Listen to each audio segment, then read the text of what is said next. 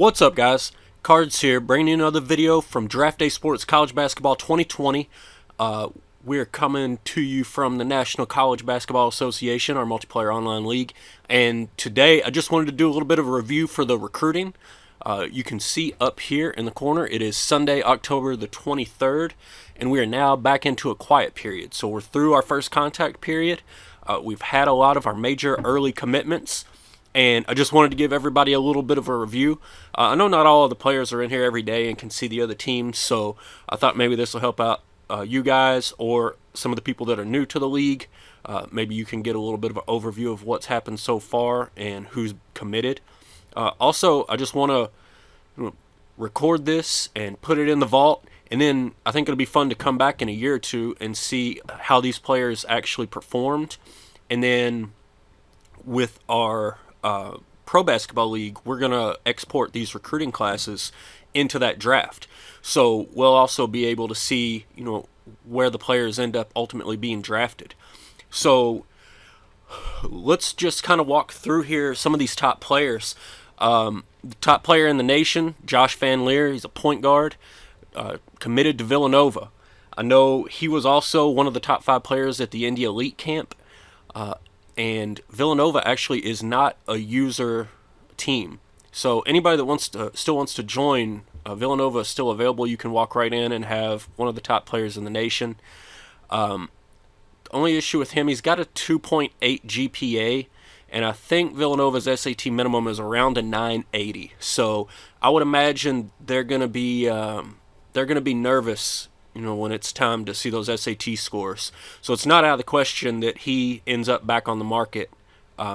Any player who doesn't they commit to a school and they don't meet the SAT score, come January when the scores come out, the game's automatically going to revoke those scholarship offers, and then that player will be available for anybody else to recruit, assuming that their SAT score matches your school's minimum SAT.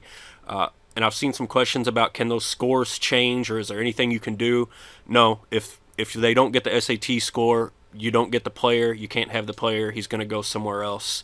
You need to move along and find a replacement. And there's a little bit of a trick there. If a player's already committed, like Van Leer's already committed, here at the end of November, in about a month, anybody who has verbal commitments, you're going to see that you're going to get emails that they've signed their letter of intent.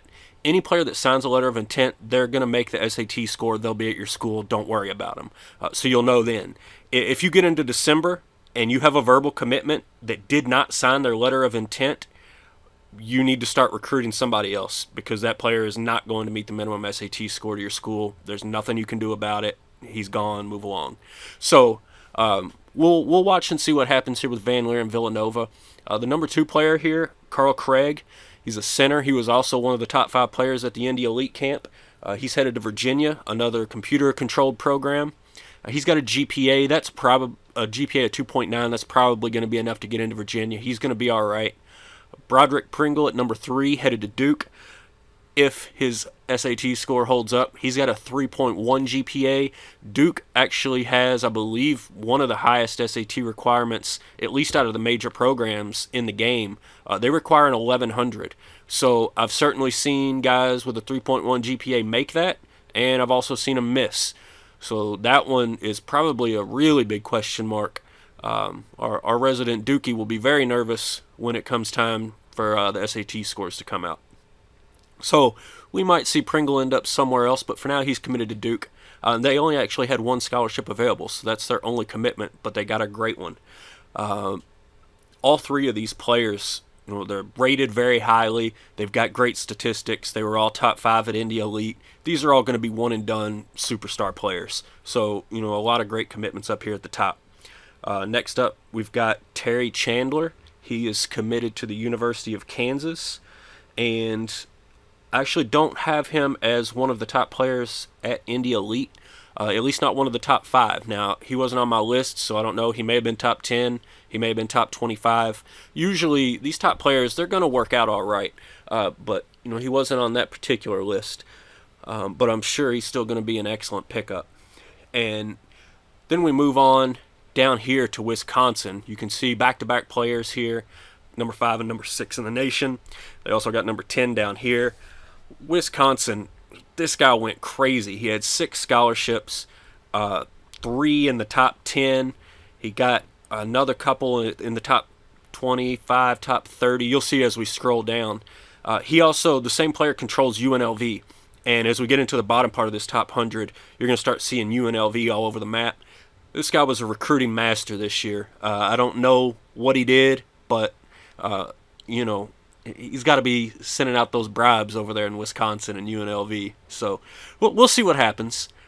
He also leaned very heavily into international recruiting. As you go down through this, you'll see Wisconsin picked up 2 excellent international players, and I think UNLV did as well. So obviously one of the regions that he really focused in on, and nobody else really did. So toward the end of this, I'm going to go through each of the users' recruiting classes, and you can kind of see, bottom line, Wisconsin crushed it, and he also did extremely well at UNLV. So here he got Irvin Bell. Irvin Bell was the MVP of the Indy Elite Camp, and the Indy Elite Camp is the top camp in the game. So Irvin Bell was the best player at the best camp. Irvin Bell also went to the Midwest Regional Camp. He was also the MVP of the Midwest Regional Camp. So he's an absolute stud.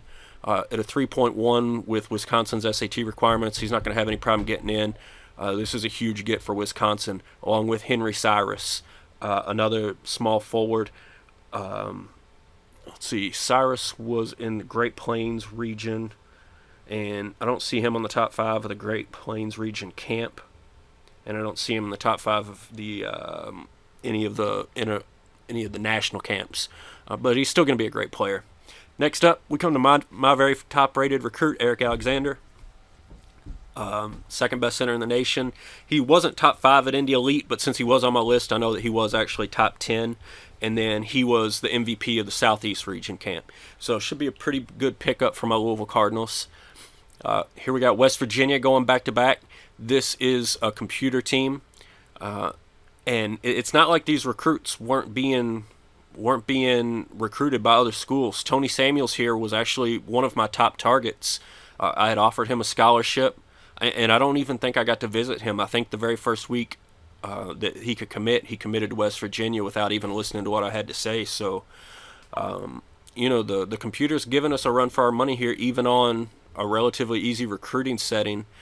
This is still staying pretty competitive. So, again, Wisconsin, Courtney Alford, a great center. Let's see, Alford was in the Midwest region, and he was one of the top players in that region's camp, so he'll be good. Jeff Bryant to Arizona, a point guard from Indiana. I don't know what Arizona's doing recruiting in Indiana. As of right now, I know this was at least computer recruited. We have a user that's wanting to take over Arizona, so they might be walking into a very good point guard. But yeah, top 5 at Indy Elite, that's going to be a heck of a player there. Louisville recruited Donovan Kelly here at number 12. He's a power forward. He was in the top 5 of the East Coast Jams national camp. So that East Coast Jams is sort of second-tier recruits, but I mean, you can see he's still 5-star. He's in the top 15. The players that choose to go there, I've seen number 2 and number 3 recruits before go to that East Coast Jam camp. So, he was in the top 5 there. I'm not going to have any complaints about it. Quite happy with picking up a commitment from Mr. Kelly, and with a 3.0, he's not going to have any trouble hitting the, I think Louisville requires maybe a 920 or 880. I'm not sure, but it's not nearly as high as some of these other schools. As we start going on down here, UK got a couple of pickups. UK is a computer-controlled team. Arizona with another center. Here you can see Wisconsin grabbed their first international player out of Poland, and I don't have any idea how you go about pronouncing that. But the good thing is it's a made-up name, so I don't have to get in trouble or yelled at for mispronouncing anything. We'll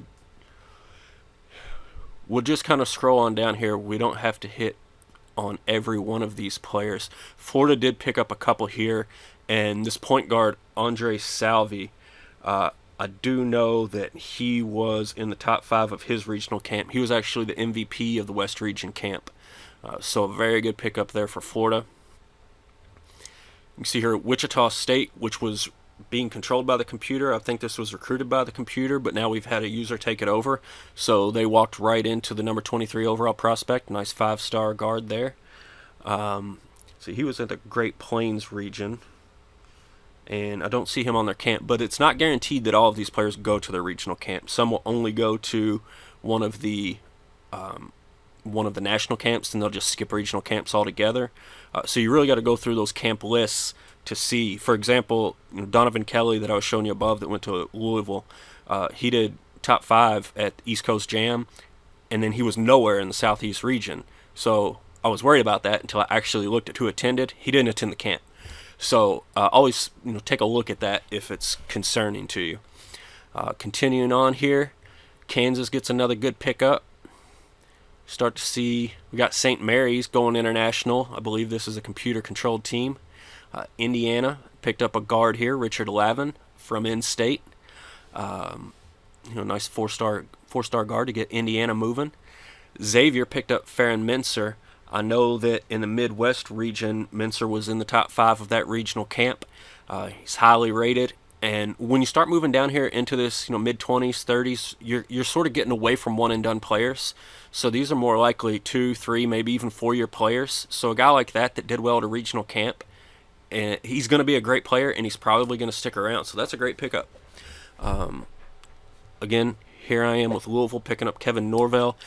He didn't perform well at all at the national camp, and he was decent but not spectacular at the regional camp. So I don't have extremely high hopes for him, but he is pretty highly rated. So, he's still going to be passable. He can probably eat up some minutes and then develop, and by his junior, senior year, hopefully he'll be good. But I don't expect anything from him straight away. So keep on going. You can see here IU popping back up with another small forward. Arizona, the computer with Arizona really did a heck of a job recruiting. Here's Wisconsin again going international for this power forward Raphael Whitney. He just killed it internationally. It was really, really interesting to see all these international recruits pop up, and they all committed to either Wisconsin or UNLV for the most part. Here we have San Diego State. That's one of our user teams picking up a pretty nice small forward. We had a question about who were some of the surprising recruits, some of the top-rated recruits who went to smaller schools. Here we got a 4-star center, number 44 in the nation, going to the Richmond Spiders. Now you can see, that's an in-state commitment. So you can see the computer is taking advantage of having players in their region, in their state, especially as you get to smaller schools. Look at South Carolina recruiting in-state. Some of these other schools can go out of state. BYU going to Hawaii. That's interesting. But we can kind of just scroll down now, and you can see where a lot of these top recruits are going. IU with their 3rd in the top 100, so they're looking bright for the future. Keep on coming down. I know Georgetown's a user-controlled team. This was another surprising one. Northern Iowa with the number 70 overall recruit, a 4-star player. Again, going in-state, and that was the computer. Here we go, another international player, UNLV. All over the place on these international players. Although he got beat out by NC State up here, I don't know what happened. Maybe he didn't like this guy. So I'm just going to show you and scroll down through the rest of our top 100 here. I don't see too much jumping out. Most of these are computer controlled, although here UNLV with a great pickup, O.J. Roy. He's toward the end of the top 100, the number 18 rated center, but he was in the top 5 of the West Regional camp. So I would imagine that's going to be, for a team on UNLV's status, that's an absolute stud. He's going to be the foundation of that program for 4 years. So really great pickup by UNLV. And again, that guy, he did a absolutely great job of recruiting. He's going to be very happy with him, with his teams moving forward, I believe. Here's one of our mid-majors, UCF, going into the top 100 for Marcus Smith. And you can see that's Florida. This is a user team picking up a great 4-star player at a relatively small school. I guess they're in the AAC conference. So, it's not tiny, but, that's a great pickup for them. So that rounds out our top 100. I'm going to go through here and show you some of these class by class. It's going to start off on my class just because I haven't changed the drop down yet. And you can see I had 3 scholarships here for Louisville. Again, Alexander was a great, highly rated center that did well in the camps. Norvell was decently rated and did not do well in the camps. And Kelly, Kelly's going to be great. I would imagine Alexander's probably a one and done. Kelly is, he'll be. I don't think he'll ever see his junior year, but I'm pretty excited with this class. And then we'll see what happens moving forward. I would expect that I'll lose one of my players early to the draft, so I'm going to keep on recruiting and see if I can backfill and maybe turn this into a 4-person class before the year's over. So let's go through here. Here within this conference, I know obviously Duke. I mentioned before they picked up that number 3 Broderick Pringle. This was their only scholarship available, so they can't do a whole lot else right now. But I'd imagine they'll probably keep recruiting too, because they'll probably have some players that are going to want to declare early. Let's go down and take a look at that monster class from Wisconsin. Let's see here. We're looking for the Big Ten. Here are your Wisconsin Badgers. Look at the stars. Look at the ratings. And that's a great class before you even start taking into consideration the camps. Now, these international players didn't have camps available, but like I said, Irvin Bell, MVP of 2 camps. Courtney Alford was in the top 5 of another. Those are all great. I'm not sure how Strandmark and Cyrus performed. They weren't on any list that I had, so I can't say for sure, but this is going to be a really good class, and I'm excited to see how it plays out. So we got a couple of the Big Ten teams that are in our league controlled by users, so we're going to pop over and see how they did. Illinois is the first. Now, I haven't looked at the rest of these. All right, so staying outside of the top 100. Got a nice 4-star power forward here, probably going to turn into a 4-year player. And then he picked up a 3-star center, number 317 in the nation. So, again, these guys may not have been players that were on my list, so I don't know exactly how they did in camps. But just because these players aren't in the top 10, aren't in the top 50, doesn't mean a whole lot. I've seen some great players in this 300 range where somebody just goes out and finds a gem. You know, your scout identifies a player, or you find a great fit for your program, and these can be great guys. So there are your Fighting Illini. Let's see what else we got out of the Big Ten. Your Indiana Hoosiers. You saw them all over that top 50 and top 100. You can see here they've picked up 4 players, 3 4-star players and a 3-star. Looks like a couple of small forwards here. And I would imagine, like I said, I would imagine all of these guys are probably going to stick around. I doubt that you've got any one-and-dones here. So he's got a great foundation to move forward with Indiana. Let's see, what else do we have from the Big Ten? Do we have any more in the Big Ten? Yeah, Michigan State. Let's see what they've got so far. Michigan State with no commitments and no team offers. So I'm kind of curious as to whether they have any scholarships to offer or whether they're just sitting back and seeing what happens. We can find that out later. But after the early commitment period, Michigan State still has nobody committed to their school at this point. I don't see on my list here anybody else in the Big Ten. Let's go up and check out the rest of the ACC. Oh, let's check out the Big East first. I know we've got Xavier. We've got a user controlling Xavier. They've done well for themselves. They've picked up Mincer. I already hit on. He's going to be a great player. Daryl Payne, number 56. I don't know, how he did in camps. I don't know what his stats looked like, but Xavier looks like they've got a backcourt of the future here. And then they've probably gone for some depth at these other positions. So we'll see how that works out for them. But I think their backcourt is set for the foreseeable future. Well, let's just scroll up here and see what else we've got. I don't know if we have a Marquette. No, we don't have a Marquette that I see. I think we do have a Georgetown. Georgetown, great shooting guard here, Montague. I did look at him. I know he was a good performer. He just wasn't very interested in coming to my school, but great pickup for Georgetown. And then D. Morris, the power forward, also in the top 100. So Georgetown's going to be happy with that class, I'm quite sure. As we roll through here, West Virginia, the computer team, they had those killer recruits up there at the top, and it turns out those are the only 2 players they've got. But if you're going to land 2 players, I guess those are 2 good ones to have, right? Who else do we have? Check out Kansas. It's one of our players. He picked up #1 small forward in the nation, Terry Chandler, 5-star, and then he picked up a pretty good power forward as well. So Chandler probably going to be a one and done, and then Davis, I would imagine Davis will hang around for at least a year or 2. So I'm sure Kansas is quite happy with that recruiting class. See, we're making our way through most of these user teams, I believe. We'll have to get out west to check out a couple of them. Let's go ahead and check out the ACC because we do have a handful of teams there in the ACC. We've already seen Louisville. We've already seen Duke. We haven't seen Florida State yet.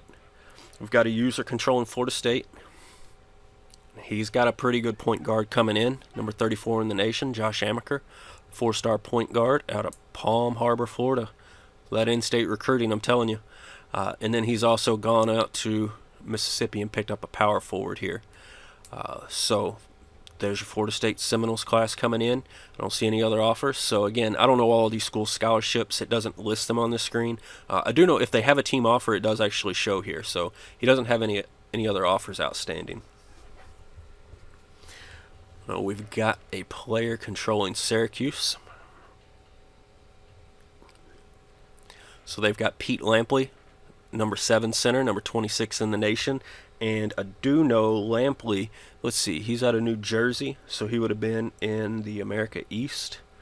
And he was in the top 5 of the America East region camp. So definitely going to be a player. When you got that high ranking, when you've got the stars, when you do well in the camps, you put that total package together, and you can be pretty confident you've got a player. So you can also see here that they've got an offer out to Bobby McDonald. And he's very highly rated. I do think his GPA is questionable, so I'm not really sure whether he'll ever show up on the court or not. But sometimes, you know what? You got a player like that, and you just roll the dice and see if they hit a decent SAT and you get lucky.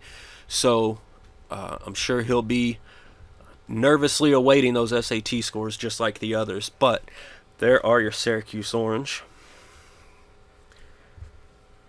And I think that takes us all the way through the ACC. So, only a couple of user teams left. We are going to check out really quick. I think we've got the ACC up here. AAC. Got our Memphis Tigers. Now, this team actually just got taken over, I believe. So, this was a computer recruited player. But looks like he's got a decent point guard that he's walking into here. I believe also in this conference we should have Houston. Right there. All right, no commitments yet. No offers out of Houston. They may not have any scholarships available. Again, I'm just not certain, but they don't even have anybody interested. They can't have any scholarships available. I don't know how else this would be the case. And then our buddies over here in Central Florida, another user-controlled team.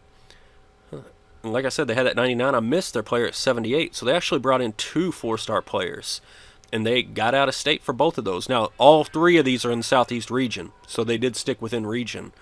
But Central Florida with a recruiting class that I'm sure they're going to be really happy with. All right, so that leads one more team in the East, all the way down here in the SEC. Let's check out our Tennessee Volunteers. No player commitments, no team offers. So I've got to think that's just a scholarship issue again, or else you would think they would at least have some offers out. But it's not showing up on this screen, so maybe that's not the case. Last but not least, we're going to head out west. If we can scroll up and find the pack. Now, first of all, I don't remember. I know we talked about Arizona as we went through. Look at this recruiting class that the computer pulled in. Now, this is not a user-controlled team. I know we have somebody interested in them, so they may be gone by the time you see the video, but What a great class for Arizona. And this point guard, Bryant, he was top 5 in the Indy Elite camp, and they went and pulled him out of Indiana. So, great get for Arizona.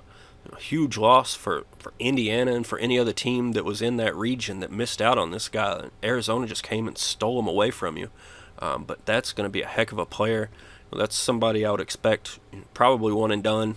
Maybe you get 2 years out of him, but it's going to be a good year too for Arizona. But we do have a user player in this conference in UCLA. And you can see here they don't have any commitments yet, but they do have an offer outstanding to McSwine here, the shooting guard, top 100, 4-star player. So, probably another case where they're limited in the scholarships that they have available to offer, but looks like they're working on filling that one that they do have. So I believe that's most of our main teams. We do have some secondary teams. Everybody sort of picked a smaller school, but I'm not going to go through all of those. I know we have somebody playing as San Diego State University. I'm not certain what conference they're in, and I don't know how interesting it is for you guys just to watch me scroll through this. So apologies to San Diego State. I didn't get a chance to look at it, but that's just a little bit of an overview of how our recruiting's gone so far. You could see on that top 100 list, you had a ton of those players that all committed during the very first commitment period. That's why that first contact period is so vitally important to your season's recruiting. So many of the players are going to be gone at that point. So you really need to have your offers out. You really need to be able to have your targets, get in their homes, and get some commitments during that early period. You can pick up some players after that, but you're going to be scrambling. You're going to be looking at guys with low GPAs, maybe people that they didn't get a good enough SAT score to get into their first school. We talked about Van Leer and Pringle. Both of those are top 3 players who are going to be kind of borderline on their SAT scores. So it'll be really interesting to see how that works out. I'm really excited to see how these players do once they actually get into school. We can come back and see who these top players were in the different camps and kind of how that translates. And then I really can't wait to see how this goes over and translates into our pro league that we have running. So it should be extremely exciting just for the sake of recording the information and knowing who's available. Right now, I'm going to go through and just list out the top 5 players from each camp so that we can come back and review it when we need to. Indy Elite, Irvin Bell was the MVP. The other top 5 were Josh Van Leer, Jeff Bryant, Broderick Pringle, and Carl Craig. East Coast Jam, the MVP was small forward Alvin Johnson. And then the other top 5 were Donovan Kelly, a small forward Maynard Prince, a center Marcus Church, and a power forward Chris Weathers. West Region Camp MVP was point guard Andre Salvi. The other top 5 were power forward Vernon Banks, shooting guard Tremaine Henry, center O.J. Roy, point guard Michael White. I'm sorry, I skipped over the Georgia Superstar Camp. It's also a national camp. The MVP there was a small forward Jared Lewis. Of the top 5, small forward Hewitt Sanders, center Chris Austin, point guard David Toney, and center Jason Regis. The Great Plains region, MVP, small forward Jarvis Frey.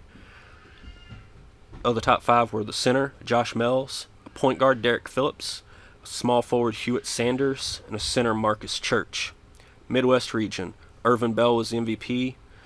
Farron Mensor was top 5, along with small forward Jared Lewis, center Courtney Alford, and small forward Maynard Prince. Southeast region, Eric Alexander was the MVP. Of the top 5 are point guard Ken K. Childs, center Chris Austin, point guard David Toney, shooting guard Chris Jones. In the American East region, Carl Craig was the MVP. The other top 5 are shooting guard Tony Samuels, center Pete Lampley, small forward Alvin Johnson, and point guard Jeremy Herr. So let's see how those guys turn out. Let's see who ends up getting drafted into the NBA, making All-American teams, All-Conference teams, taking teams to Final Four, and who starts hanging banners. But appreciate you watching. I hope it was enjoyable, and I hope all my recruits do very well over the next couple of seasons. But hope y'all liked it, and I'll catch you next time.